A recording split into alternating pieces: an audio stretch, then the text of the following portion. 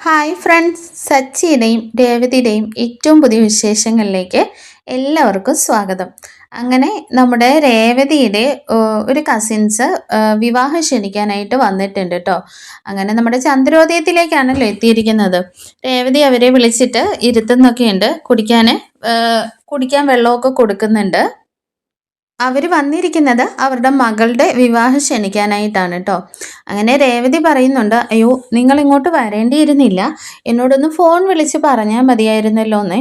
അപ്പോഴേക്കും അവർ പറയുന്നുണ്ട്, അതെന്താ രേവതി, ഞങ്ങൾ ഇങ്ങോട്ടേക്ക് വരാൻ പാടില്ലേ?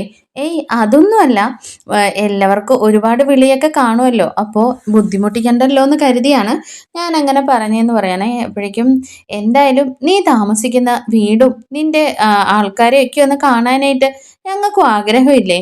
ഇതുവരെ അതിനൊന്നും സാധിച്ചിട്ടില്ല, അപ്പോൾ ഈ ഒരു വഴി ആകട്ടെ എന്നിങ്ങനെ പറയുന്നുണ്ട്.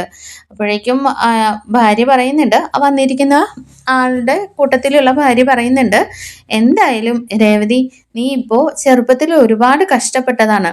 അതുകൊണ്ട് തന്നെ ഇപ്പൊ നിനക്ക് ദൈവം ഇത്രയും നല്ലൊരു ജീവിതവും കുടുംബവും ഒക്കെ തന്നല്ലോ.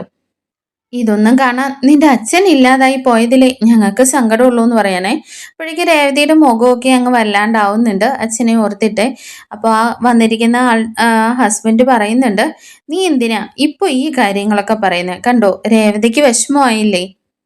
ഈ സമയം അവർ വിഷയം മാറ്റാനായിട്ട് പെട്ടെന്ന് തന്നെ പറയുന്നുണ്ട്, ആ രേവതി, ദേ ഇതാ കല്യാണക്കുറി, നിന്റെ വീട്ടിൽ ഹസ്ബൻഡിൻ്റെ അമ്മയും അച്ഛനും ഒക്കെ എന്ത് ചെയ്യുമെന്ന് ചോദിക്കുമ്പോൾ അവർ പുറത്തു പോയി അമ്പലത്തിൽ വരെ പോയിരിക്കുകയെന്ന് രേവതി പറയുന്നുണ്ട് കേട്ടോ. അപ്പോഴേക്കും അവർ വിവാഹ ക്ഷണക്കത്ത് കൈമാറിയിട്ട് കുറച്ച് ഫ്രൂട്ട്സും ഒക്കെ ആയിട്ടാണ് കേട്ടോ അവർ വന്നിരിക്കുന്നത്. അതെല്ലാം രേവതിയുടെ കയ്യിൽ ഏൽപ്പിച്ചിട്ട് എന്നാൽ ഞങ്ങൾ ഇറങ്ങട്ടെ എന്നും പറഞ്ഞിട്ട് അവർ ധൃതി വയ്ക്കുന്നുണ്ട്. ഈ സമയം രേവതി പറയുന്നുണ്ട്, അയ്യോ ആദ്യമായിട്ട് വന്നതല്ലേ, എന്തായാലും ഫുഡ് കഴിച്ചിട്ട് പോയാൽ മതി എന്നും പറഞ്ഞ് അവരെ അവിടെ നിർബന്ധിച്ചിരുത്തുകയാണേ. അങ്ങനെ രേവതി അതിന് ശേഷമായിട്ട് അടുക്കളയിലേക്ക് പോയിട്ട് പെട്ടെന്ന് തന്നെ സച്ചിനെ കോൾ ചെയ്യുന്നുണ്ട്. ഈ സമയം സച്ചിയോട് ചോദിക്കുന്നുണ്ട്, സച്ചിയേട്ടാ ഇതുപോലെ അവർ വന്നിട്ടുണ്ട്, എന്താ ചെയ്യുക, സച്ചിയേട്ടന് വരാൻ കഴിയുമോ എന്ന് ചോദിക്കുകയാണേ. രേവതി, ഞാനിപ്പോൾ ഒരു ഓട്ടത്തിലാണല്ലോ, എന്തായാലും നീ അവരുടെ കയ്യിൽ നിന്ന് ക്ഷണക്കത്തൊക്കെ മേടിച്ചു പോയി, കല്യാണത്തിന് നമുക്ക് രണ്ടുപേർക്കും കൂടി ഒരുമിച്ച് പോകാമെന്നൊക്കെ പറയുന്നുണ്ട്.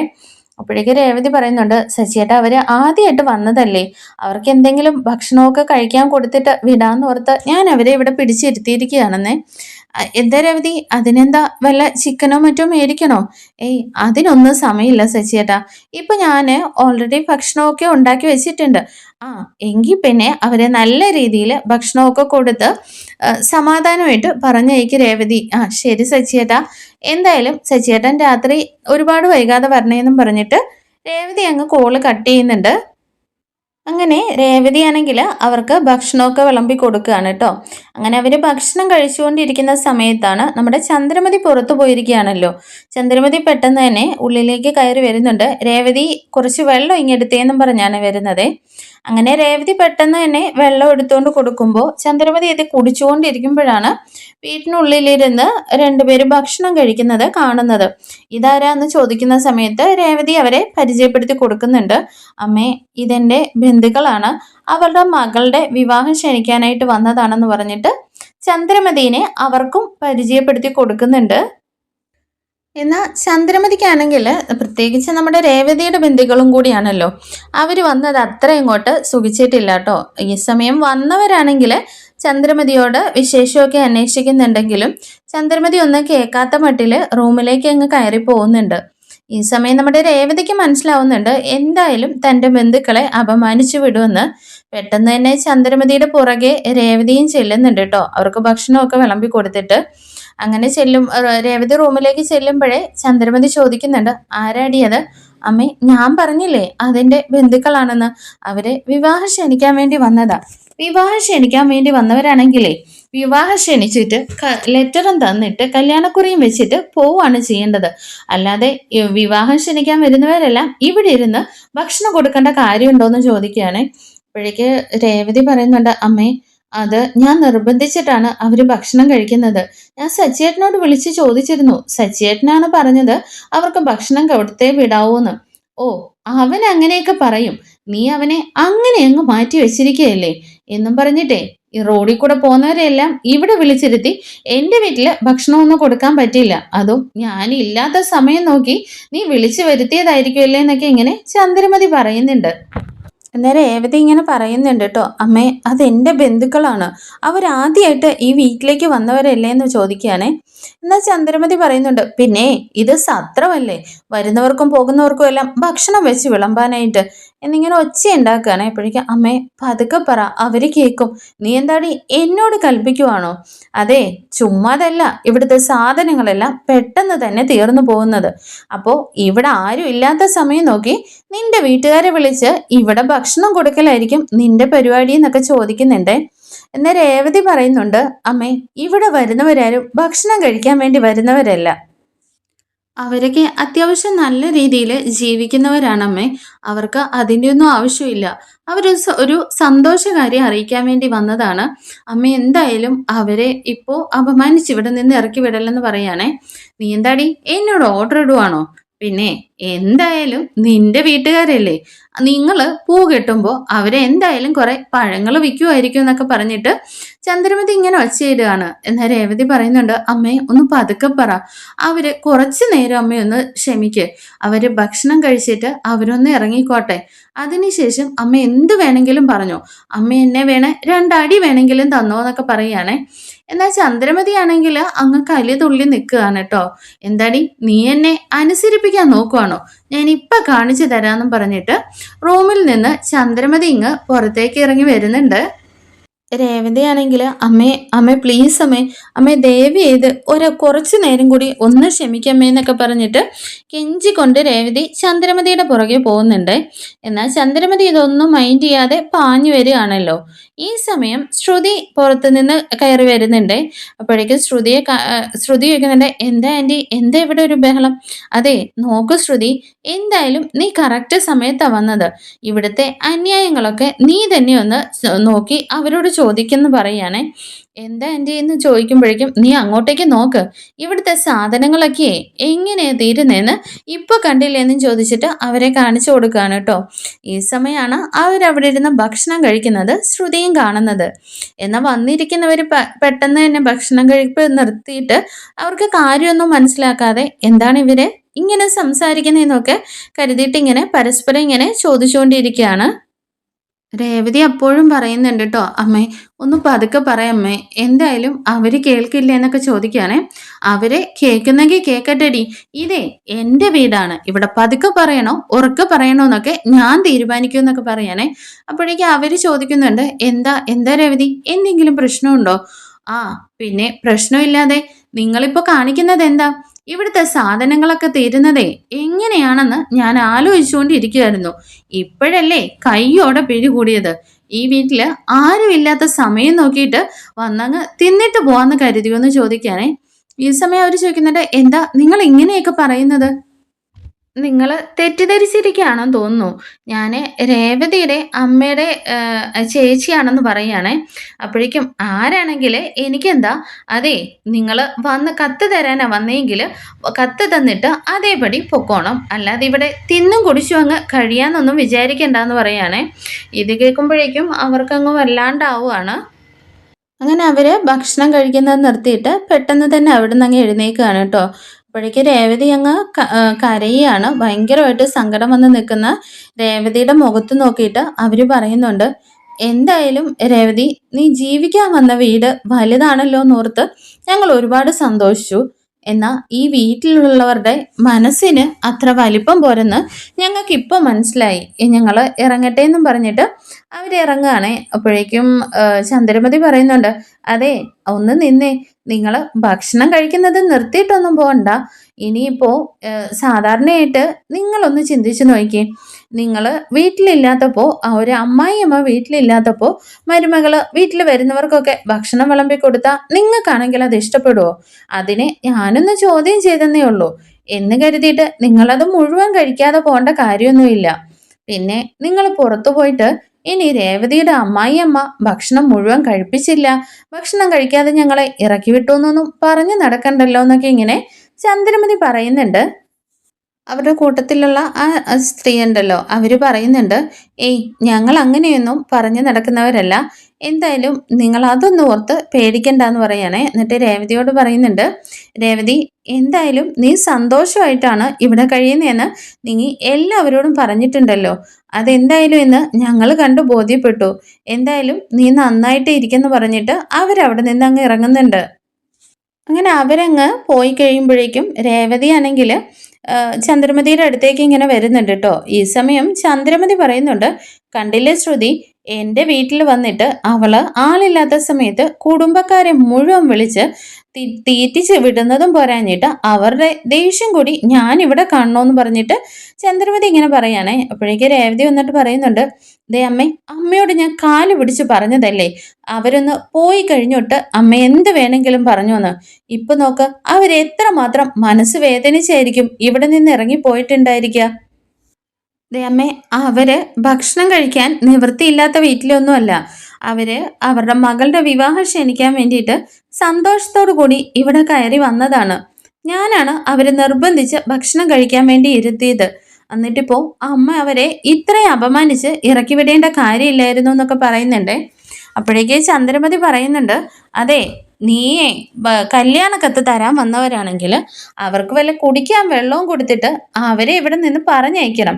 അല്ലാതെ നീ ആരോട് ചോദിച്ചിട്ടാണ് ഇവിടെ ഭക്ഷണം വിളമ്പാനൊക്കെ നിന്നതെന്നൊക്കെ ഇങ്ങനെ ചന്ദ്രമതി ചോദിക്കുന്നുണ്ട്. അതിന് മറുപടിയായിട്ട് രേവതി പറയുന്നുണ്ട്, ദേ അമ്മേ, ഞാൻ പഠിച്ചിട്ടുള്ളത് ആരാണെങ്കിലും വീട്ടിലേക്ക് വരുന്നവർക്ക് നല്ല രീതിയിൽ ഭക്ഷണം കൊടുത്ത് അവരെ വയറും മനസ്സും നിറച്ച് ഇറക്കി വിടണമെന്നാണ്. അത് തന്നെയാണ് ഞാനും ചെയ്തുള്ളൂ എന്ന് പറയുകയാണേ. അപ്പോഴേക്ക് ചന്ദ്രമതി പറയുന്നുണ്ട്, നീ എന്താടി എന്നെ മര്യാദ പഠിപ്പിക്കുകയാണോ? എനിക്കും ഇതൊക്കെ നന്നായിട്ടറിയാം. ആരെ സ്വീകരിച്ചിരുത്തണമെന്നും ആർക്ക് ഭക്ഷണം കൊടുക്കണമെന്നും ആരെ ഇവിടെ നിന്ന് ഇറക്കി വിടണമെന്നൊക്കെ എനിക്ക് നന്നായിട്ട് അറിയാമെന്നൊക്കെ ഇങ്ങനെ ചന്ദ്രമതി പറയുന്നുണ്ട് കേട്ടോ.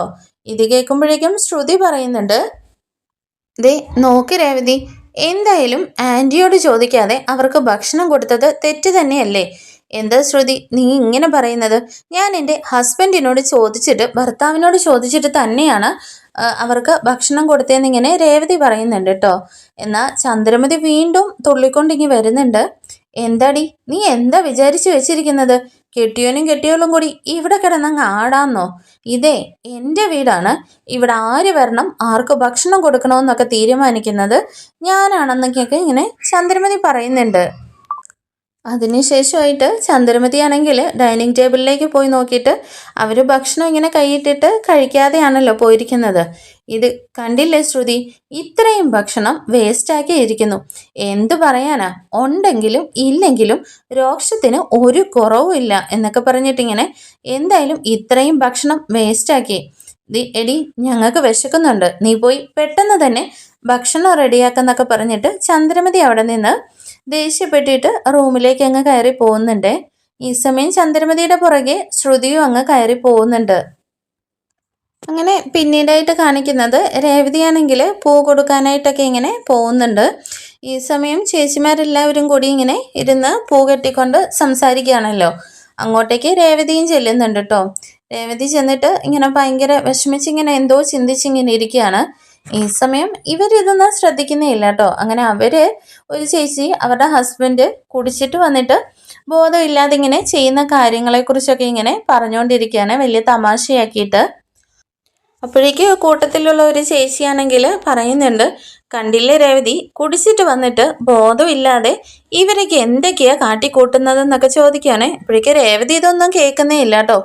എന്താ ചേച്ചി അവർ ചെയ്തതെന്ന് ചോദിക്കുകയാണേ. അത് ശരി, ഇത്രയും നേരം ഞങ്ങളെല്ലാം ഇത്രയും സൗണ്ടിൽ പറഞ്ഞിട്ട് നീ ഒന്നും കേട്ടില്ലേ രേവതി? നീ എന്ത് ചിന്തിച്ചിരിക്കുവാന്ന് ചോദിക്കുകയാണേ. എന്തു പറയാനാ ചേച്ചി, ഞാൻ എന്തെങ്കിലും മിണ്ടിയാലും ചെയ്താലും എല്ലാം കുറ്റമാവുമല്ലോ, അതുകൊണ്ടാണ് ഞാൻ മിണ്ടാതെ എൻ്റെ ജോലി ചെയ്തുകൊണ്ടിരിക്കുന്നതെന്ന് ഇങ്ങനെ രേവതി മറുപടി കൊടുക്കുന്നുണ്ട്. എന്നാൽ ആ ചേച്ചി ചോദിക്കുന്നുണ്ട്, എന്താ രേവതി നീ ഇപ്പം ഇങ്ങനെയൊക്കെ പറയുന്നത്? അതിന് ഞങ്ങളെന്താ നിന്നെ പറഞ്ഞത്? ഒന്നുമില്ല ചേച്ചി, ഞാൻ എൻ്റെ വീട്ടിലെ കാര്യങ്ങൾ ഓരോന്നോർത്ത് പറഞ്ഞു പോയതാന്ന് പറയുന്നുണ്ട്. അങ്ങനെ രേവതിയാണെങ്കിൽ അവരോട് വീട്ടിൽ നടന്ന സംഭവങ്ങളെല്ലാം ഇങ്ങനെ പറയുന്നുണ്ട് കേട്ടോ. ഇങ്ങനെ അവരെ കല്യാണം വിളിക്കാൻ വന്നതും ചന്ദ്രമതി അവിടെ കിടന്ന് ഒച്ച വെച്ചതും ഭക്ഷണം കഴിക്കാതെ അവർ ഇറങ്ങിപ്പോയ കാര്യങ്ങളെല്ലാം പറയുന്നുണ്ട്. ഈ സമയം ആ ചേച്ചി ചോദിക്കുന്നുണ്ട്, എന്താ രേവതി, നിന്റെ അമ്മായിയമ്മ ഇങ്ങനെയൊക്കെയാണോ, ഇത്രയും ദുഷ്ടതയാണോ എന്നൊക്കെ ചോദിക്കുന്നുണ്ട്. എന്ത് ചെയ്യാനാ ചേച്ചി, ഞാൻ എൻ്റെ സച്ചിയേട്ടനോട് വിളിച്ച് അനുവാദം ചോദിച്ചിട്ടാണ് അവർക്ക് ഭക്ഷണം വിളമ്പിയത്. എന്നാ അമ്മയോട് ഞാൻ കാല് പിടിച്ച് പറഞ്ഞതാ, അവര് പോയിട്ട് അമ്മ എന്ത് വേണമെങ്കിലും പറഞ്ഞോന്ന്. അതൊന്നും കേൾക്കാതെ അവരുടെ മുമ്പിലിട്ട് അവരെ അവമാനിച്ച് ഇറക്കി വിടുകയാണ് ചെയ്തതെന്നൊക്കെ പറഞ്ഞിട്ട് രേവതി ഒരുപാട് സങ്കടപ്പെടുകയാണ് കേട്ടോ. അപ്പോഴേക്കും ആ ചേച്ചി പറയുന്നുണ്ട്, എന്തായാലും രേവതി, നീ ഇങ്ങനെ നോക്കി നോക്കി മിണ്ടാതെ നിൽക്കുന്നതുകൊണ്ടാണ് അവർ നിന്റെ തലയിൽ കയറി മുളകരിക്കുന്നത്. ഞാനെങ്ങാണോ ആയിരുന്നെങ്കിലേ അവരുടെ നാക്ക് വലിച്ച് പുറത്തിട്ടേനെന്നൊക്കെ ഇങ്ങനെ ചേച്ചിമാർ പറയുന്നുണ്ട് കേട്ടോ. എന്നാൽ രേവതി പറയുന്നുണ്ട്, ചേച്ചി അവരെ പോലെ നമ്മളും ആകാൻ തുടങ്ങിയാൽ പിന്നെ വേറെ എന്താണ് കുടുംബത്തിലൊരു സമാധാനം ഉണ്ടാവുക? ആ കുടുംബത്തിലെ സന്തോഷത്തിനും സമാധാനത്തിനും വേണ്ടിയിട്ടാണ് ഞാൻ എല്ലാം വേണ്ടെന്ന് ക്ഷമിച്ചു പോകുന്നതെന്നൊക്കെ ഇങ്ങനെ രേവതി പറയുന്നുണ്ട്. എന്നാൽ ആ ചേച്ചി പറയുന്നുണ്ട്, രേവതി എന്തായാലും ഒരു കാര്യം നിനക്കറിയോ, കാലാകാലങ്ങളായിട്ട് നിലനിന്ന് വരുന്ന ഒരു കാര്യം എന്ന് പറയുന്നത് ഒരു സ്ത്രീയുടെ ശത്രു മറ്റൊരു സ്ത്രീ തന്നെയായിരിക്കും. അല്ലെങ്കിലും നമുക്ക് നല്ല ഭർത്താക്കന്മാരെ കിട്ടിക്കഴിഞ്ഞാലും നമ്മുടെ ജീവിതം സമാധാനം ഉണ്ടാകുകയില്ല. കാരണം മറുവശത്ത് നമുക്ക് വില്ലത്തികളായി നിൽക്കുന്നത് നമ്മുടെ അമ്മായിയമ്മമാരായിരിക്കും. ചില അമ്മായിയമ്മമാർ മക്കളെ കൊണ്ട് വിവാഹം കഴിപ്പിക്കുന്നത് തന്നെ വീട്ടിലൊരു വേലക്കാരിയാവുമല്ലോ എന്ന് കരുതിയിട്ടാണെന്നേ. അപ്പോഴേക്കും രേവതി പറയുന്നുണ്ട്, അതെന്തായാലും ശരിയാണ് ചേച്ചി. എന്തായാലും നമ്മൾ ഒന്നും ഇല്ലാത്തടത്തേ ആയിപ്പോയില്ലേ. അപ്പോൾ നമ്മളെ ആർക്കും എന്തും പറയാലോ, ആരും ചോദിക്കാനും പറയാനും ഒന്നും ചെല്ലില്ലെന്നുള്ള ഉറപ്പിലാണ് അവരിങ്ങനെയൊക്കെ പറയുന്നതെന്ന് പറയുന്നുണ്ട്. എന്നാൽ ചേച്ചിമാർ ചോദിക്കുന്നുണ്ട്, രേവതി, നിന്റെ വീട്ടിൽ നിന്നെ കൂടാതെ അവർക്ക് മറ്റു 2 മരുമക്കളും കൂടി ഇല്ലേ, അവരെയൊക്കെ ഇങ്ങനെ പറയോ? അങ്ങനെയൊന്നും ഒരിക്കലും ഉണ്ടായിട്ടില്ല ചേച്ചി. അവരെയൊന്നും പറയില്ല. കാരണം ശ്രുതിയാണെങ്കിൽ വലിയ മലേഷ്യക്കാരൻ്റെ മരുമകള്, വർഷയും അങ്ങനെ തന്നെയാണ്. എന്നാൽ വർഷയാണെങ്കിൽ എന്തെങ്കിലും പറയാൻ വന്ന 2 എണ്ണം തിരിച്ചു പറഞ്ഞു വിടുന്നതുകൊണ്ട് തന്നെ വർഷയോട് അമ്മയാണെങ്കിൽ ഒന്നും പറയാൻ കൂടി പോയില്ല എന്നൊക്കെ ഇങ്ങനെ പറയുന്നുണ്ട് കേട്ടോ. അപ്പോഴേക്ക് ചേച്ചിമാർ പറയുന്നുണ്ട്, അത് തന്നെയാണ് രേവതി ഞങ്ങളും പറഞ്ഞു വരുന്നത്. എന്തായാലും നീ ഇത്രയ്ക്ക് അങ്ങ് പാവമായി പോവല്ലേ. നിന്റെ അമ്മായിയമ്മയുടെ ശരീരത്തിൽ കൊഴുപ്പ് കൂടി പോയതിൻ്റെ പ്രശ്നമാണ്. അത് നീ അങ്ങ് കുറച്ച് കൊടുത്താൽ മതിയെന്നേ. എന്താ ചേച്ചി, എനിക്കൊന്നും മനസ്സിലാവുന്നില്ല. അതെ, ഞാൻ എൻ്റെ ജീവിതത്തിൽ പരീക്ഷിച്ച് വിജയിച്ച ഒരു കാര്യമാണ്. നീ അതൊന്ന് ചെയ്തു നോക്കെന്നും പറഞ്ഞിട്ട് ആ ചേച്ചി പറയുന്നുണ്ട്, അതെ, നിന്റെ അമ്മായിയമ്മേനെ റൂമിൽ നൈസായിട്ട് കൂട്ടിക്കൊണ്ടു പോയിട്ട് സച്ചിയുടെ ബെൽറ്റ് കരുതിയിരിക്കണം കയ്യിൽ.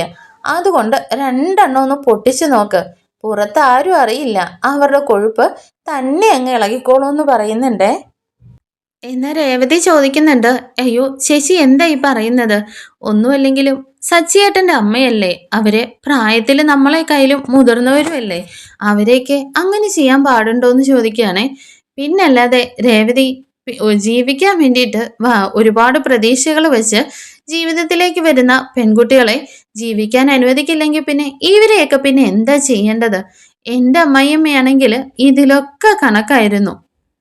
ഞാനേ നല്ലൊരു മരുന്നങ്ങ് കൊടുത്തു കഴിഞ്ഞപ്പോൾ ഇപ്പോൾ അവരെൻ്റെ പരിസരത്ത് പോലും വരില്ല എന്ന് പറയാനേ. എപ്പോഴേക്കും രേവതി ചോദിക്കുന്നുണ്ട്, ചേച്ചി എന്താ ചേച്ചി ഇങ്ങനെയൊക്കെ പറയുന്നത്? അത് ഉള്ള കാര്യമാണ് രേവതി. അതുകൊണ്ട് തന്നെ ഇപ്പോൾ എൻ്റെ ജീവിതത്തിൽ സമാധാനം ഉണ്ടെന്ന് പറയാനേ. അപ്പോൾ മറ്റൊരു ചേച്ചി പറയുന്നുണ്ട്, എൻ്റെ അമ്മായിയമ്മയെ തുടക്കത്തിൽ ഇങ്ങനെയൊക്കെ തന്നെയായിരുന്നു. ഞാൻ എന്ത് ഭക്ഷണം ഉണ്ടാക്കി കൊടുത്താലും അതിന് കുറ്റം പറഞ്ഞുകൊണ്ടേയിരിക്കും. ആ വീട്ടിലുള്ള എല്ലാവരും ആസ്വദിച്ച് കഴിച്ചാലും അവര് അമ്മായിയമ്മ പറയുന്ന ആ സ്ത്രീ ഉണ്ടല്ലോ, അവരെന്തെങ്കിലും ഒരു കുറ്റം കണ്ടെത്തിയിരിക്കും. സഹിക്കാൻ വയ്യാതെ ഞാനൊരു ദിവസം എന്ത് ചെയ്തെന്നറിയോ? അവർക്ക് നല്ലൊരു രസം അങ്ങ് വെച്ച് കൊടുത്തു. എരിവും പുളിയും ഒക്കെ നല്ല രീതിയിൽ കൂട്ടി അങ്ങ് അവർ ചോറിനകത്ത് ഒഴിച്ചു കൊടുത്തു. അവർക്ക് വിശപ്പുകൊണ്ട് തന്നെ അവരത് വാരി കഴിക്കുകയും ചെയ്തു. ലാസ്റ്റ് 3 ദിവസം ബാത്റൂമിൽ നിന്ന് കയറിയിട്ടേ ഇല്ല. അതിൽ പിന്നെ അവരെൻ്റെ ഭക്ഷണത്തിൽ ഇന്നേ വരെ കുറ്റവും പറഞ്ഞിട്ടില്ലെന്ന് പറയണേ. ഇതൊക്കെ കേട്ടിട്ട് രേവതി ചോദിക്കുന്നുണ്ട്, അയ്യോ ചേച്ചി ഇങ്ങനെയൊക്കെ ചെയ്യാൻ പാടുണ്ടോ? എന്തായാലും നിങ്ങളൊന്നും പറയുന്നത് എനിക്ക് വിശ്വസിക്കാൻ കൂടി കഴിയുന്നില്ലെന്നൊക്കെ ഇങ്ങനെ പറയുകയാണേ. പിന്നെ എന്ത് ചെയ്യണമെന്നാ നീ പറയുന്നത്? നിന്നെപ്പോലെ ഇങ്ങനെ അയ്യോ പാവം കളിച്ച് നിൽക്കണമെന്നോ? അതുകൊണ്ടാണ് രേവതി നിന്റെ അമ്മായിയമ്മ നിന്നെ ഇങ്ങനെ ഇട്ടങ്ങ് വലയ്ക്കുന്നത്. എന്തായാലും അവരോടെ കൃത്യമായിട്ട് നിൽക്കേണ്ട രീതിയിൽ നിന്നിരുന്നെങ്കിൽ നീ ഇപ്പോൾ ഇങ്ങനെ ഇരുന്ന് വിഷമിക്കേണ്ട ഒരു അവസ്ഥ വരില്ലായിരുന്നു എന്നൊക്കെ ഇങ്ങനെ ചേച്ചിമാർ പറയുന്നുണ്ട് കേട്ടോ. എന്നാൽ രേവതി പറയുന്നുണ്ട്, അയ്യോ എന്നാലും അതൊക്കെ പാവമല്ലേ, അവര് നമ്മൾ പ്രായത്തിന് മുതിർന്നവരല്ലേ, നമ്മുടെ അമ്മയെ പോലെയല്ലേ ഉള്ളൂ എന്നൊക്കെ ഇങ്ങനെ രേവതി ചോദിക്കുന്നുണ്ട്. ഈ സമയം മറ്റൊരു ചേച്ചി പറയുന്നുണ്ട്, രേവതി എന്തായാലും അമ്മായിയമ്മയ്ക്ക് ബഹുമാനമൊക്കെ കൊടുക്കണം. ആ മര്യാദയും ബഹുമാനവും തിരിച്ചു കിട്ടുന്ന സമയം വരെ മാത്രം. അതല്ലെങ്കിലേ അവരോട് നിൽക്കേണ്ട രീതിയിൽ തന്നെ നിൽക്കണം എന്ന് രേവതി പറയുന്നുണ്ട്. അയ്യോ ചേച്ചി, എനിക്കിതൊന്നും കേൾക്കാൻ പോലും വയ്യ. എന്തായാലും അതൊക്കെ വലിയ പാവമാണ്, ഞാൻ അങ്ങനെയൊന്നും ചെയ്യില്ല എന്നൊക്കെ പറയുന്നുണ്ട്. അപ്പോഴേക്ക് ചേച്ചിമാർ പറയുന്നുണ്ട്, ദേ നോക്ക് രേവതി, ഞങ്ങളുടെ അമ്മായിയമ്മമാര് നല്ലവരായിരുന്നെങ്കിൽ ഞങ്ങൾ ഇങ്ങനെയൊന്നും ചെയ്യേണ്ട കാര്യമില്ലായിരുന്നല്ലോ. പിന്നെ നിന്റെ അമ്മായിയമ്മ പാവമാണെങ്കിൽ പിന്നെ നീ എന്തിനാണ് അങ്ങനെ ചെയ്യുന്നത്? ഇപ്പോൾ നീ തന്നെയാണ് ഇപ്പോൾ ഒരുപാട് വിഷമങ്ങൾ വന്ന് പറയുന്നത്. എന്തായാലും നിന്റെ അഭിമാനം വിട്ടുകൊടുക്കേണ്ട കാര്യമൊന്നുമില്ല. നീയേ നന്നായിട്ടൊന്ന് പ്രയോഗിച്ച് നോക്ക് ആ ബെൽറ്റ് പ്രയോഗം. എന്തായാലും നിന്റെ അമ്മയമ്മ പിന്നെ നിന്റെ പരിസരത്ത് പോലും വരില്ല എന്നൊക്കെ പറയുന്നുണ്ട്. എന്തായാലും അങ്ങനെയൊന്നും ചെയ്യാനൊന്നും എന്നെ കൊണ്ട് പറ്റില്ല ചേച്ചി, അതൊക്കെ പാവമാണെന്നൊക്കെ പറഞ്ഞിട്ട് രേവതി അവിടെ നിന്ന് അങ്ങ് പോകുന്നുണ്ട്. രേവതി അവിടെ നിന്ന് പോകുമ്പോഴാണേലും മറ്റൊരു ചേച്ചി വിളിച്ച് പറയുന്നുണ്ട്, രേവതി ഞങ്ങൾ പറഞ്ഞ കാര്യം നീ നന്നായിട്ടൊന്ന് ആലോചിച്ച് നോക്ക്, അല്ലെങ്കിൽ നീ ജീവിതാവസാനം വരെ ഇങ്ങനെ അപമാനം സഹിച്ച് തന്നെ ജീവിക്കേണ്ടി വരും. പിന്നെ നിന്റെ അമ്മയെ പോലെയാണെന്ന് കരുതുന്നെന്ന് പറഞ്ഞല്ലോ, നിന്റെ അമ്മ എപ്പോഴെങ്കിലും നിന്നോട് ഇങ്ങനെ പെരുമാറിയിട്ടുണ്ടോ എന്നൊക്കെ ചോദിക്കാന് രേവതി പെട്ടെന്ന് തന്നെ അവിടെ നിന്ന് പോകുന്നുണ്ട്.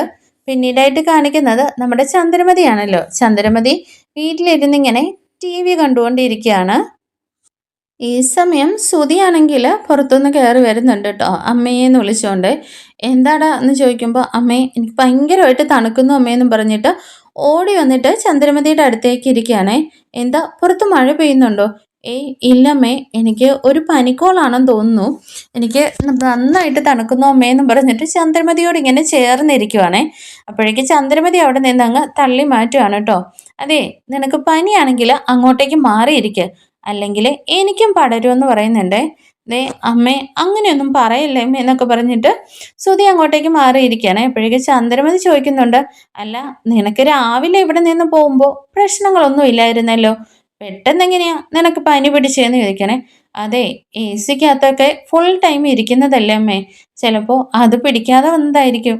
പിന്നെ നീ AC-ക്കകത്തിരിക്കുന്നത് ഇന്നും ഇന്നലെയൊന്നും അല്ലല്ലോ, നീ എന്തെങ്കിലും പുറത്തുനിന്ന് കഴിച്ചോന്ന് ചോദിക്കാനേ. ഏയ് അങ്ങനെയൊന്നുമില്ല, തണുത്തതെന്തോ കുടിച്ചല്ലോ എന്ന് ചന്ദ്രമതി ചോദിക്കുമ്പോൾ, അതേമ്മേ ഞാൻ പുറത്തു നിന്ന് ഒരു തണുത്ത ജ്യൂസ് കുടിച്ചു എന്ന് പറയാനേ. നിനക്ക് അത് കുടിക്കാൻ പറ്റില്ല, നിനക്ക് പനി പിടിക്കുമെന്ന് നിനക്കറിയാവുന്നതല്ലേ അമ്മേ, അത് കണ്ടപ്പോൾ എനിക്കൊരു കൊതി തോന്നിപ്പോയതാ, അതുകൊണ്ട് കുടിച്ചതാന്നൊക്കെ ഇങ്ങനെ ശ്രുതി പറയുന്നുണ്ട്. ചന്ദ്രമതി അപ്പോൾ പറയുന്നുണ്ട്, നീ സൂക്ഷിക്കേണ്ടത് സൂക്ഷിക്കണമായിരുന്നു, ഇനിയിപ്പോൾ ഒരാഴ്ച നീ അനുഭവിക്കണം, നിനക്ക് കടയിലും പോകാൻ പറ്റുമോ എന്നൊക്കെ ചോദിക്കുന്നുണ്ട്. അയ്യോ അമ്മേ എന്ത് ചെയ്യാനാണെന്ന് പറഞ്ഞിട്ട് ശ്രുതി ഇങ്ങനെ ഇടയ്ക്ക് ഇങ്ങനെ തുമ്മിക്കൊണ്ടൊക്കെ ഇരിക്കുന്നുണ്ട്. ആ എന്തായാലും ഞാൻ ടാബ്ലറ്റ് മേടിച്ച് കഴിക്കാം അമ്മയെന്ന് പറയുന്നുണ്ട്. ഓ, ഒരു ജലദോഷം വന്നെന്ന് കരുതി ആരെങ്കിലും ഇങ്ങനെ ആശുപത്രിയിലേക്ക് ഓടുമോ? നല്ലൊരു ചുക്ക് കാപ്പി വെച്ച് കുടിച്ചാൽ മാറാവുന്ന ജലദോഷമൊക്കെ ഉള്ളൂ എന്നിങ്ങനെ ചന്ദ്രമതി പറയുന്നുണ്ട് കേട്ടോ. ഈ സമയം നമ്മുടെ രേവതിയാണെങ്കിൽ പുറത്തു പോയിട്ട് കയറി വരികയാണല്ലോ. രേവതിയെ കാണുമ്പോഴേക്കും ചന്ദ്രമതി ഇങ്ങനെ രേവതി എന്ന് വിളിക്കുന്നുണ്ട്. രേവതി അപ്പോഴേക്കും അങ്ങോട്ടേക്ക് ചെല്ലുന്നുണ്ട് കേട്ടോ. എന്താമ്മയെന്ന് ചോദിച്ചിട്ടുണ്ട്. അല്ലടി എവിടായിരുന്നു നീ പുറത്ത് കറങ്ങി നടക്കുന്നത്, ഇപ്പോഴാണോ കയറി വരുന്നതെന്ന് ചോദിക്കുകയാണേ. അമ്മേ ഞാൻ ഇന്ന് പുതിയതായിട്ടൊന്നും പോയതല്ലല്ലോ, എൻ്റെ ജോലിക്ക് വേണ്ടി പോയതല്ലേ. ഓ പിന്നെ അവിടെ വലിയ ജോലി, 2 പൂ ഇരുന്ന് കെട്ടുന്നതാ അവളുടെ വലിയ ജോലി. അമ്മേ ഇന്ന് എനിക്ക് കുറച്ച് ഓർഡർ കൂടുതലുണ്ടായിരുന്നു, അതുകൊണ്ടാണ് ഞാൻ താമസിച്ചെന്നും പറഞ്ഞിട്ട് രേവതി അങ്ങ് കയറി പോവാൻ തുടങ്ങാണേ. അപ്പോഴേക്ക് ചന്ദ്രമതി പറയുന്നുണ്ട്, ആ അങ്ങനെ അങ്ങ് കയറി പോകാൻ വരട്ടെ, ഞാനിവിടെ നിന്നോട് സംസാരിച്ചുകൊണ്ടിരിക്കുകയല്ലേ. ദേ ശ്രുതിക്ക് നല്ല ജലദോഷം, പെട്ടെന്ന് നല്ലൊരു ചുക്ക് കാപ്പി വെച്ചോണ്ട് വാ, കുറച്ചേ നല്ല തുളസിയിലയും പനിക്കൂർക്കയിലയൊക്കെ ഭാമയുടെ വീട്ടിലുണ്ടാവും, അതൊക്കെ പറിച്ചോണ്ട് വന്നിട്ട് നല്ലൊരു ചുക്ക് കാപ്പി വെക്കെന്ന് പറയാനേ. ഇത് കേൾക്കുമ്പോഴേക്കും നമ്മുടെ ഈ സമയം ശ്രുതി ഇങ്ങനെ ഇരുന്ന് തുമ്മിക്കൊണ്ടേ ഇരിക്കുകയാണേ. അപ്പോഴേക്കും മാറിയിരിക്കടാന്നും പറഞ്ഞിട്ട് ചന്ദ്രമതി ഇങ്ങനെ തള്ളി വിടുന്നുണ്ട് കേട്ടോ. അപ്പോഴേക്ക് രേവതി പറയുന്നുണ്ട്, അമ്മേ എന്തായാലും ഇപ്പൊ എനിക്ക് വയ്യ, അമ്മയുടെ മകന് വേണ്ടിയിട്ട് ഞാൻ സ്പെഷ്യലായിട്ടൊന്നും ഉണ്ടാക്കില്ല, പിന്നെ വേണമെങ്കിൽ ശ്രുതിയോട് പറയുന്നു പറയാണേ. ചന്ദ്രമതി അപ്പോഴേക്കും അവിടെ നിന്ന് അങ്ങ് ചാടി എഴുന്നേക്കുന്നുണ്ട് കേട്ടോ. എന്താടി നീ എൻ്റെ അടുത്ത് തർക്കുത്തരം പറയാൻ വേണ്ടി തുടങ്ങുന്നോ? അതെ, ശ്രുതി വലിയ വീട്ടിലെ പെൺകുട്ടിയാണ്. അവളെ തുളസിയിലയും പനിക്കൂർക്കയിലയും ഒന്നും പറിക്കാനായിട്ട് പറഞ്ഞു വിടാൻ പറ്റില്ല. അതെ, മര്യാദയ്ക്ക് നീ തന്നെ പോയി പറിച്ചോണ്ട് വന്നോ. ശ്രുതിക്ക് നല്ല ജലദോഷമാണെന്ന് പറയാനേ. അപ്പോഴേക്കും രേവതി ആണെങ്കിൽ തിരിഞ്ഞെന്നിട്ട് പറയുന്നുണ്ട്, എന്തായാലും എന്നെ കൊണ്ടുപോകാൻ പറ്റില്ല, ഞാനത് ചെയ്യത്തുമില്ല എന്ന് പറയുമ്പോഴേക്കും ചന്ദ്രമതിക്ക് അങ്ങ് ദേഷ്യം വരുന്നുണ്ട്. നീ എന്താടി പറഞ്ഞത്? നീ വന്ന് എൻ്റെ വാക്കിന് ഒരു വിലയും കൽപ്പിക്കുന്നില്ലല്ലേ? നിനക്ക് ഒരു മര്യാദ ഇല്ലാതായി വരുമല്ലേ എന്നൊക്കെ ചോദിക്കുന്നുണ്ടേ. അപ്പോഴേക്ക് രേവതി പറയുന്നുണ്ട്, അമ്മേ ഞാൻ അമ്മയ്ക്ക് തരേണ്ട മര്യാദ ഞാൻ നല്ല രീതിയിൽ തരുന്നുണ്ട്. അമ്മയും തിരിച്ച് അങ്ങനെയാണോന്നൊന്ന് ആലോചിച്ച് നോക്കിയാൽ മതി. പിന്നെ ഞാൻ വേറെ ഒന്നും പറഞ്ഞില്ല. എന്തായാലും അമ്മയുടെ മകന് സ്പെഷ്യലായിട്ടൊന്നും ഉണ്ടാക്കാനായിട്ട് എന്നെ കൊണ്ട് പറ്റില്ല എന്ന് പറഞ്ഞിട്ട് രേവതി അവിടെ നിന്ന് അങ്ങ് പോകാൻ തുടങ്ങുകയാണേ. അപ്പോഴേക്ക് ചന്ദ്രമതി പറയുന്നുണ്ട്, നീ പിന്നെ എന്തിനടി ഈ വീട്ടിലിങ്ങനെ നിൽക്കുന്നത്? ഞാൻ പറയുന്നത് അനുസരിക്കാൻ വയ്യെങ്കിൽ ഇവിടെ ആരും അങ്ങനെ ജീവിക്കാൻ ഞാൻ സമ്മതിക്കില്ല എന്നൊക്കെ പറയുന്നുണ്ട്. അപ്പോഴും രേവതി പറയുന്നുണ്ട്, അമ്മേ എനിക്ക് പൂ കെട്ടാൻ കുറേ ഉണ്ട്, ഞാൻ പോവാന്നും പറഞ്ഞിട്ട് രേവതി അവിടെ നിന്ന് അങ്ങ് പോവുകയാണേ. ചന്ദ്രമതി അപ്പോൾ പറയുന്നുണ്ട്, എന്താടി നീ നിന്റെ ബന്ധുക്കാർ വന്നപ്പോൾ കഴിക്കാതെ പോയതിൻ്റെ പകരം വീട്ടുവാണല്ലേ? നീ എന്തായാലും നിന്റെ ആൾക്കാരൊക്കെ വരുമ്പോഴേക്കും ഇവിടെ ഇരിക്കുന്ന പച്ചക്കറി മുഴുവൻ എടുത്ത് അവർക്ക് വെച്ച് വിളമ്പാൻ നിനക്ക് നല്ല മിടുക്കാണല്ലോ. ഞാൻ പറയുന്ന ഒരു കാര്യം നിനക്കനുസരിക്കാൻ വയ്യല്ലേ? ഞാൻ നിന്നെ കാണിച്ചു തരാടി എന്നൊക്കെ പറയുന്നുണ്ടേ. അപ്പോഴേക്കും വീണ്ടും വീണ്ടും ഇങ്ങനെ അവർക്ക് ഭക്ഷണം കൊടുത്തതിനെ കുറിച്ചാണല്ലോ പറയുന്നത്. അപ്പോൾ രേവതി പറയുന്നുണ്ട്, അമ്മേ എന്തായാലും അമ്മ കുറേ നേരമായല്ലോ ഇത് തന്നെ പറയാൻ തുടങ്ങിയിട്ട്. അമ്മ ഇനി അതിനെക്കുറിച്ച് കൂടുതൽ സംസാരിക്കണ്ട. അവർക്ക് ചെലവായ പൈസയെ ഞാനങ്ങ് തന്നോളാന്ന് പറയുന്നുണ്ടേ. നിനക്കെന്താടി ദേഷ്യം വരുന്നുണ്ടോയെന്ന് ചന്ദ്രമതി ചോദിക്കുന്നുണ്ടേ. അപ്പോഴേക്കും ശ്രുതി പറയുന്നുണ്ട്, അമ്മേ ചുക്ക് കാപ്പിക്കുള്ള പൈസ ഞാൻ കൊടുത്തോളാന്നേ. എടാ അതിന് സ്പെഷ്യലായിട്ട് ഇവിടെ പൈസയൊന്നും ആർക്കും കൊടുക്കേണ്ട ഒരു കാര്യമില്ല. അതെ, ഞാൻ പറയുന്നത് ഇവക്കനുസരിക്കാൻ പറ്റുമോന്ന് ഞാനൊന്ന് നോക്കട്ടെ എന്നൊക്കെ ഇങ്ങനെ ചന്ദ്രമതിയും പറഞ്ഞുകൊണ്ടിരിക്കുകയാണേ. എടി നിന്നോടാ പറഞ്ഞത് പോയി കാപ്പി വെക്കാനെന്നേ. അപ്പോഴേക്ക് രേവതി പറയുന്നുണ്ട്, അമ്മയ്ക്കെന്താ മലയാളം പറഞ്ഞാൽ മനസ്സിലാവില്ലേ? എനിക്ക് ഒരുപാട് ജോലിയുണ്ടെന്ന് രേവതി പറയാണേ. അപ്പോഴേക്കും ശ്രുതി ചോദിക്കുന്നുണ്ട്, എന്താ രേവതി നീ ആൻറ്റിയുടെ നേരെ നിന്നിട്ട് മറുപടി തർക്കുത്തരം പറഞ്ഞുകൊണ്ടിരിക്കുകയാണോന്നേ? അതെ, ഞാൻ പറഞ്ഞത് തർക്കുത്തരമൊന്നുമല്ല, അമ്മ പറഞ്ഞതിന് മറുപടിയാണ് കൊടുത്തതെന്ന് പറയാണേ. അപ്പോഴേക്കും ശ്രുതി അവിടെ നിന്നങ്ങ് ചാടി എഴുന്നേൽക്കുന്നുണ്ട് കേട്ടോ. മര്യാദയ്ക്ക് ആൻറ്റി പറഞ്ഞത് പോയി ചെയ്യടിയെന്നും പറഞ്ഞിട്ട്. അതെ, നിന്റെ കെട്ടിയോന് വേണമെങ്കിൽ നീ അങ്ങ് വെച്ച് കൊടുത്താൽ മതിയെന്ന് പറയാനേ. ഇത് കേൾക്കുമ്പോഴേക്ക് ശ്രുതി പറയുന്നുണ്ട്, ദേ ആവശ്യമില്ലാതെ നീ ശ്രുതിയുടെ നേരെ ചാടാനൊന്നും നിൽക്കണ്ട. നീ ആരോടാ സംസാരിക്കുന്നതെന്നറിയാവോ? ശ്രുതിയെ നിന്നെ പോലെ വലിഞ്ഞു കയറി വന്നവളൊന്നുമല്ല. അവളോടാണോ നീ പോയി അടുക്കളയിൽ പാചകം ചെയ്യാൻ പറഞ്ഞത്? അവൾ ആരാന്നാ നീ വിചാരിച്ചിരിക്കുന്നത്? അവള് മില്ലിയനറിന്റെ മകളാണെന്നൊക്കെ ഇങ്ങനെ ശ്രുതി പറയുന്നുണ്ട്. അല്ലാതെ നിന്നെയൊക്കെ പോലെ വഴിവക്കത്തിരുന്നിട്ടേ പൂ കെട്ടുന്നിടത്ത് ഒന്നും അല്ല എന്നൊക്കെ ഇങ്ങനെ പറയുന്നുണ്ട്. എന്നിട്ട് ശ്രുതി രേവതിയുടെ നേരെ ഒരു ചാട്ടം അങ്ങ് ചാടുകയാണ് കേട്ടോ. മര്യാദയ്ക്ക് അമ്മ പറഞ്ഞ ജോലി നീ പോയി ചെയ്യാൻ നോക്ക്, അല്ലാതെ നീ ശ്രുതിയെ പഠിപ്പിക്കണ്ട. മര്യാദയ്ക്ക് പോയി ചെയ്യടി പോന്ന് പറഞ്ഞിട്ട് ആട്ടുകയാണ് കേട്ടോ. അപ്പോഴേക്കും നമ്മുടെ രേവതി ആണെങ്കിൽ ചന്ദ്രമതി ഒരു നോട്ടം അങ്ങ് നോക്കുന്നുണ്ട് കേട്ടോ. അങ്ങനെ രേവതിയുടെ മട്ടും ഭാവവും ഒക്കെ കാണുമ്പോഴേക്കും നമ്മുടെ ചന്ദ്രമതിക്ക് വല്ലാണ്ടൊരു പേടിയൊക്കെ തോന്നുന്നുണ്ട് കേട്ടോ. അങ്ങനെ രേവതിയാണെങ്കിൽ നേരെ റൂമിലേക്ക് അങ്ങ് കയറി പോകുന്നുണ്ട്. എന്നിട്ട് സച്ചിയുടെ ബെൽറ്റ് എടുത്തിട്ട് പുറകിൽ പിടിച്ചിട്ടാണ് കേട്ടോ രേവതി ഒരു വരവങ്ങ് വരുന്നത്. വന്നിട്ട് പുറകിൽ പിടിച്ചുകൊണ്ട് ഇങ്ങനെ നിൽക്കുകയാണല്ലോ. അപ്പോഴേക്ക് ശ്രുതി ചോദിക്കുന്നുണ്ട്, നീ എന്താടി അമ്മ പറഞ്ഞത് അനുസരിക്കാൻ പറഞ്ഞപ്പോൾ നീ റൂമിൽ പോയിട്ട് വന്ന് ഇവിടെ വന്ന് നിന്ന് പോസ് ചെയ്തുകൊണ്ട് നിൽക്കുന്നോ? മര്യാദയ്ക്ക് അടുക്കളയിലേക്ക് പോടിയെന്ന് പറയുകയാണേ. രേവതി അപ്പം ചോദിക്കുന്നുണ്ട്, അതെ ഇപ്പൊ നിങ്ങളുടെ പ്രശ്നം എന്താ? നിങ്ങളുടെ ജലദോഷം മാറണോ അല്ലേ? ആ അതെ, അത് തന്നെയുള്ളൂ എന്ന് പറയാനേ. അതെ, അതിന് മറ്റൊരു വൈദ്യം എൻ്റെ കയ്യിലുണ്ട്. ജലദോഷം മാത്രമല്ല, എന്നെയും എൻ്റെ ഭർത്താവിനെയും തരം താഴ്ത്തുന്നതിനും ഈ വീട്ടിലിട്ട് അപമാനിക്കുന്നതിനും വരെ നല്ല മരുന്നാണെന്ന് പറഞ്ഞിട്ട് രേവതിയാണെങ്കിൽ ആ ബെൽറ്റ് എടുത്തിട്ട് നമ്മുടെ ശ്രുതിക്കിട്ട് ഒറ്റ അടിയാണ് കേട്ടോ, പുറം തീർത്തിട്ട്. ശ്രുതി ചാടി എഴുന്നേറ്റ് ഇങ്ങനെ പൊളഞ്ഞു പോകുന്നുണ്ട്. ഇത് കാണുമ്പോഴേക്ക് ചന്ദ്രമതി അവിടെ നിന്ന് എഴുന്നേറ്റ് ഒറ്റ ഓട്ടമാണ് കേട്ടോ. ഇത് രേവതിയെ കാണുമ്പോഴേക്കും ശ്രുതി എഴുന്നേറ്റ് അവിടെ നിന്ന് ഓടുവാണ് ചന്ദ്രമതിയുടെ അടുത്തേക്ക്. ചന്ദ്രമതിക്ക് അടി കിട്ടാൻ ഇടാതിരിക്കാൻ വേണ്ടിയിട്ട് ചന്ദ്രമതി ശ്രുതിയുടെ അടുത്തുനിന്ന് ഒഴിഞ്ഞൊഴിഞ്ഞ് മാറി അങ്ങ് പോകുന്നുണ്ട് കേട്ടോ. അപ്പോഴേക്കും അമ്മേ ദൈവക്ക് ഭ്രാന്തിളകിയെന്നാണ് തോന്നുന്നത്, അമ്മ എന്നെ ഇത് രക്ഷിക്കമ്മേന്ന് പറഞ്ഞിട്ട് ശ്രുതി ഇങ്ങനെ ചന്ദ്രമതിയുടെ പുറകെ ഓടുക കേട്ടോ. അങ്ങനെ നമ്മുടെ രേവതിയാണെങ്കിൽ തലങ്ങും വിലങ്ങും നന്നായിട്ട് കൊടുക്കുന്നുണ്ട് കേട്ടോ.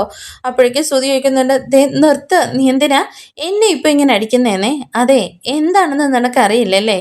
നിനക്ക് എന്നെ എൻ്റെ വീട്ടുകാരെയും കണ്ണീര് കുടിപ്പിച്ചതും മാത്രം പോരാ, നിനക്ക് ഞങ്ങളെ അപമാനിക്കണോ അല്ലേന്നും ചോദിച്ചിട്ട് വീണ്ടും അങ്ങ് കൊടുക്കുകയാണ് കേട്ടോ ശ്രുതിക്കിട്ട്. അപ്പോഴേക്കും ശ്രുതി വന്നിട്ട് ചോദിക്കുന്നുണ്ട്, രേവതി നീ എന്താ ഈ കാണിക്കുന്നതെന്നേ? അതെ, എന്താണെന്ന് നിനക്ക് ഇതുവരെ മനസ്സിലായില്ലേ? നിന്റെ കെട്ടിയോന് ചുക്ക് കാപ്പി വേണമെന്ന്, അത് വെച്ചു കൊടുക്കാൻ ഞാനാണോടി വെച്ചു കൊടുക്കേണ്ടത്? എന്താ നിനക്ക് വെച്ചു കൊടുക്കാൻ പറ്റില്ല എന്ന് ചോദിച്ചിട്ട് ശ്രുതിക്കിട്ട് ഒറ്റ ഒരെണ്ണം കൊടുക്കുകയാണ് കേട്ടോ. അപ്പോഴേക്കും ശ്രുതിയാണെങ്കിൽ ശ്രുതി എനിക്ക് വേദനിക്കുന്നു ശ്രുതി എന്നും പറഞ്ഞിട്ട് ശ്രുതിയുടെ പുറകിൽ ഇങ്ങനെ പോയി നിൽക്കുകയാണല്ലോ. അപ്പോഴേക്കും വീണ്ടും രേവതി വന്നിട്ട് ശ്രുതിക്കിട്ട് നന്നായിട്ട് കൊടുക്കുന്നുണ്ട് കേട്ടോ. നീയൊക്കെ എന്താ കരുതി വെച്ചിരിക്കുന്നത്? നിന്റെയൊക്കെ വേലക്കാരിയാണെന്നോ? ഒരു കുടുംബത്തിൽ സമാധാനമായിട്ട് എല്ലാവരും ജീവിച്ചോട്ടെ എന്ന് കരുതി മാത്രമാണ് ഞാൻ എല്ലാവർക്കും നല്ല മനസ്സോടുകൂടി ഭക്ഷണം ഉണ്ടാക്കി തരുന്നത്. അത് നിങ്ങൾ എന്താ കരുതി വെച്ചിരിക്കുന്നത്? നിങ്ങളുടെ അടിമയാണ് ഞാനെന്നോ? ഇനി എന്തായാലും രേവതിനെ അതിന് കിട്ടില്ല. ഇവിടെ എല്ലാവർക്കും ഞാൻ ഒരുപോലെ ഭക്ഷണം ഉണ്ടാക്കും, അത് വേണ്ടവർ കഴിക്കുക. പിന്നെ നിന്റെ കെട്ടിയോന് സ്പെഷ്യലാക്കിയോ എന്തെങ്കിലും വേണമെങ്കിൽ നീ ഉണ്ടാക്കി കൊടുത്തോണം. എന്താടി നിനക്ക് പറ്റില്ല എന്ന് ചോദിച്ചിട്ട് വീണ്ടും കൊടുക്കുകയാണ് കേട്ടോ. അപ്പോഴേക്കും ശ്രുതിയും കൂടി ഇങ്ങനെ രേവതിയുടെ നേരെ കൈ കൂപ്പി നിൽക്കുകയാണ്. രേവതി മതി രേവതി, ഇനി നന്നായിട്ട് വേദനിക്കുന്നുണ്ടെന്നും പറഞ്ഞിട്ട് അങ്ങനെ അവരുടെ ആ ഒരു പൊസിഷൻ കാണുമ്പോഴേക്കും രേവതി അടി അങ്ങ് നിർത്തുകയാണ്. ഈ സമയം നമ്മുടെ ചന്ദ്രമതിയാണെങ്കിൽ ഇതെല്ലാം കണ്ടിട്ട് ആകെ അങ്ങ് വല്ലാണ്ടായി പേടിച്ച് ഷോക്കായി ഒരു സ്റ്റാച്ചു പോലെ നിൽക്കുകയാണ് കേട്ടോ. എപ്പോഴാണ് തനിക്കും അടി വീഴുമോ എന്നുള്ള ഒരു ടെൻഷനിൽ അങ്ങനെ അടിയൊക്കെ അങ്ങ് നമ്മുടെ രേവതി നിർത്തി കഴിയുമ്പോഴേക്കും ചന്ദ്രമതി അവിടേക്ക് തല കറങ്ങി അങ്ങ് ഒറ്റ വീഴ്ച വീഴുകയാണ് കേട്ടോ. അപ്പോൾ അടുത്ത എപ്പിസോഡിൽ എന്താണ് വരാൻ പോകുന്നതെന്ന് നമുക്ക് കാത്തിരുന്ന് കാണാം. Thank you for watching. അപ്പോൾ നമ്മുടെ രേവതിയുടെ ഇന്നത്തെ പെർഫോമൻസ് ഇഷ്ടപ്പെട്ടവരെല്ലാം ഒന്ന് ലൈക്ക് ചെയ്തും ഹൈപ്പ് ചെയ്തും സപ്പോർട്ട് ചെയ്യണേ. നിങ്ങളുടെ വിലയേറിയ കമൻറ്റുകൾ കൂടി രേഖപ്പെടുത്തണം കേട്ടോ.